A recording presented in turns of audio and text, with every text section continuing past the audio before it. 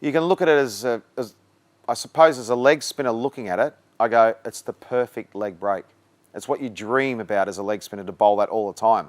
It just shows you it doesn't happen all the time. It's not easy to do.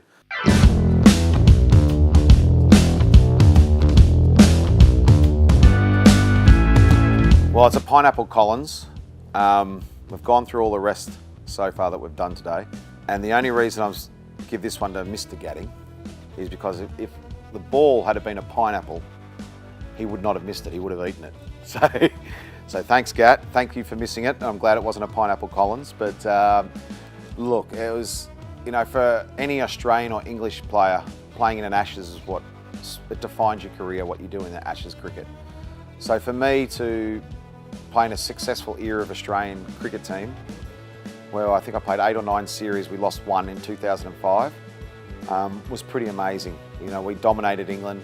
It's not you don't try in all the other ones, of course you do, but there's just something extra about an Ashes. And we talked about the Masters, about capturing everyone's imagination. The Ashes captures everyone's imagination.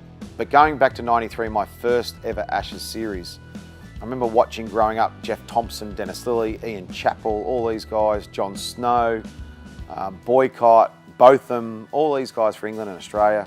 And then in '89, I went over and played league cricket in Bristol. And I watched Australia regain the Ashes and win a clean sweep.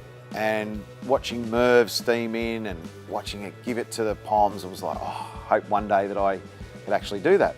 So fast forward 4 years later, 1993, and I'm on the plane with Merv. I said, Merv, what's an Ashes series like? And he said, oh, mate, it's the best. There's no air travel, so you travel around on the bus. We're sponsored by a brewery. There's still rest days in Test cricket, and the Poms are shit. So it's a fantastic tour for 6 months. I said, okay, sounds pretty good to me. So get to the first Test match. I've been belted all around the park previously. We played a warm-up game, and Graham Hick, who was a good player for England, he made 200. And before that game, Alan Border said to me, he said, look, don't show this guy anything bar leg breaks. Just bowl leg breaks. Don't bowl wrong-uns and flippers and sliders and any of that stuff, just plain leg breaks. I said, should be good enough for him anyway. Well, as I said, he went on and made 200, hit me for 13 sixes. So driving back up to Manchester for the first Test was a bit like, geez, okay, I've got to fire up here. Let's start. So I was sort of a little bit tentative, but also excited, nervous, all those different emotions about playing your first Test, your first Ashes Test, just being belted as well. But I was still pretty confident. So when it got my time to bowl, I bowled to Mike Gatting, who was the best player of spin, one of the best players of spin in the world, not just for England, and Graham Gooch, one of the best player England's ever produced. And they're standing there just sort of staring at me, and I'm at the top of my mark, and I'm thinking, okay, this is it.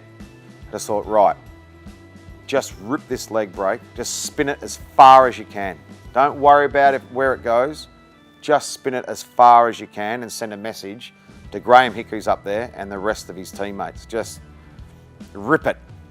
And so I remember coming in, and it just came, when you try and rip something like that, it comes out of the hand. You know it's going to be good.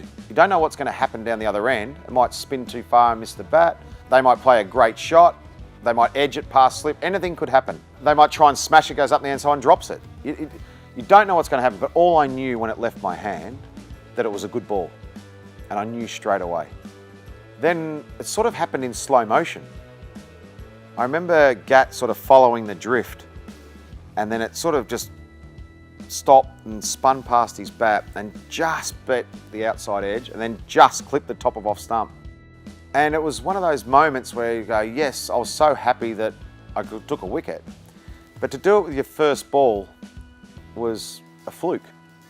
It was a fluke. I never did it again, ever. I played for 23 years of cricket. I never did it again. So you can look at it as I suppose, as a leg spinner looking at it, I go, it's the perfect leg break. It's what you dream about as a leg spinner, to bowl that all the time. It just shows you it doesn't happen all the time. It's not easy to do. And that series was the first ever series of big screens at the cricket matches. We had the Citron screens around the ground. So obviously we all looked up at the wicket, at the screens, because they never used to be there when we started. you know, obviously playing at the MCG or something, though they had the big ones there, but when you toured, there wasn't the screens around. And we all sort of looked at it and went, ooh, that was pretty good. Then as we sort of went to, you know, back in the dressing room, and then the replays, well, they're just replaying, and then at night time, you're watching TV and it'll just flash on, and it was like, Jesus, that's bloody good. And then as it's gone on, everyone said it's the best ball that's ever bowled, it's the ball of the century. I'll take it. It was, so to do it first ball, I was very, very proud of being able to do it first ball. And to one of the best players to spin in the world, and it was England, and it was the Ashes, and it was my first ever ball in the Ashes. So yeah, I feel pretty good about that one. I think Richie Benaud enhanced the delivery, and that's what everyone's meant to do as commentators. You're meant to enhance the experience of the viewer watching, and Richie did it better than anyone.